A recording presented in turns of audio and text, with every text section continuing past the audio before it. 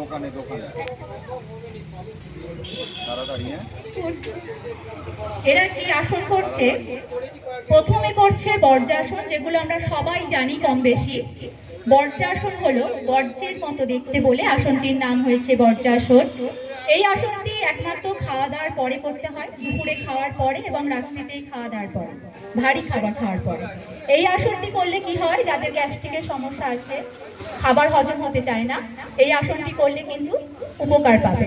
তোমরা করে দেখাও বর্জ্যাসন। আসনটি করার নিয়ম, দুটো পা মুড়ে করতে হয়, গোড়ালির ওপরে বসতে হয় এবং হাত দুটো থাকে হাঁটুর ওপরে, শির দ্বারা সোজা করে।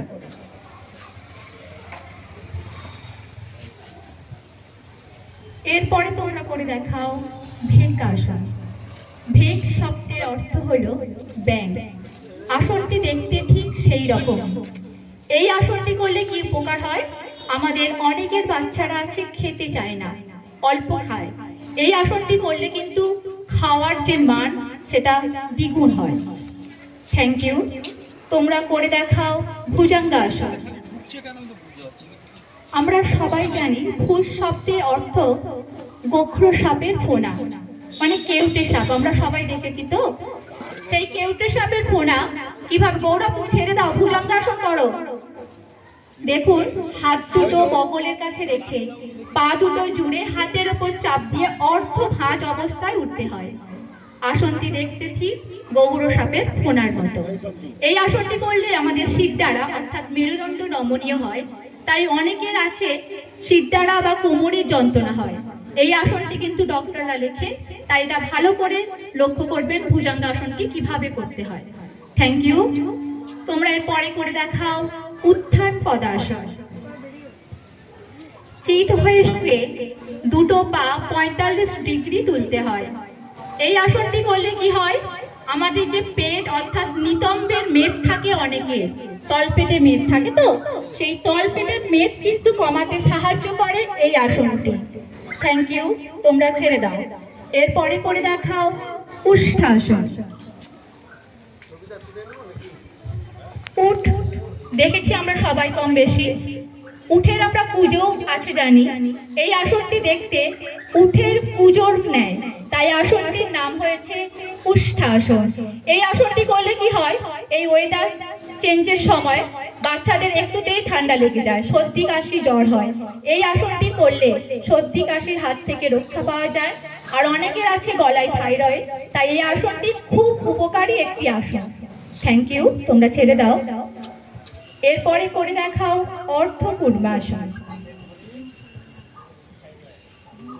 আমাদের এই গ্রামে গঞ্জের মানুষরা অনেকেই মাঠে ঘাটে কাজ করে। মাঠে ঘাটে কাজ করার সময় কি হয়, একটুতেই আমরা ক্লান্তি বোধ করি, ঘাম ঝরে। তো এই আসনটি করলে কি হয়, ক্লান্তি দূর হয়। Thank you. তোমরা এবার করে দেখাও বৃক্ষাসন। একদম খুব সহজ সহজ আসন আমরা করাচ্ছি বাচ্চাদের দিয়ে, যেগুলো আপনারা সবাই করতে পারবেন। বৃক্ষ শব্দের অর্থ গাছ। এক পায়ে গাছ যেভাবে দাঁড়িয়ে থাকে, আসনটি দেখতে ঠিক সেই রকম, তাই আসনটির নাম হয়েছে বৃক্ষাসন। এই আসনটি করলে বাচ্চারা যে অন্যমনস্ক বা চঞ্চল হয়ে যায়, এই আসনটির দ্বারা কিন্তু স্থির ও মনোসংযোগ বৃদ্ধি পায়। Thank you. ছেড়ে দাও। এরপরে আসন করে দেখাও উৎকট আসন। এই আসনটার সঙ্গে আমরা কম বেশি অনেকেই পরিচিত, কারণ ছোটবেলায় স্যারেরা পড়া না পারলে আসনটি করে দিতেন, আমরা না জেনেই করে ফেলতাম। কিন্তু আসনটির খুব গুণাগুণ আছে। আসনটি হলো উৎকট আসন। করলে কি হয়, এই যে পায়ের পেশি থাকে একদম শক্ত, দৃঢ় আর মজবুত করতে সাহায্য করে। এই আসনটি করলে পায়ের কোনো সমস্যা হবে না। Thank you. ছেড়ে দাও তোমরা।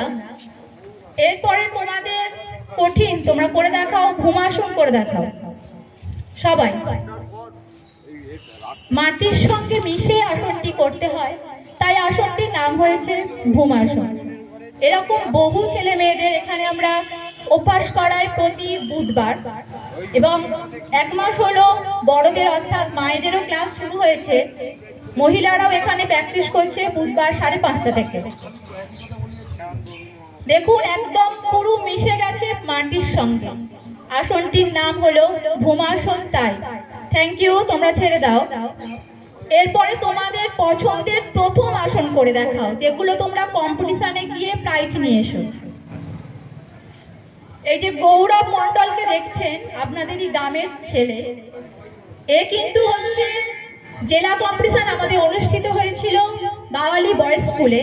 ও সেখানে চির থেকে 6 বছর বয়সের মধ্যে করেছিল 150 জন ক্যান্ডিডেট ছিল, তার মধ্যে ও 3য় স্থান অধিকার করেছে। তাই ওর জন্য একটু হাততালি হবে তো? আপনাদেরই গ্রামের ছেলে এবং আপনাদের ক্লাবেই অভ্যাস করে।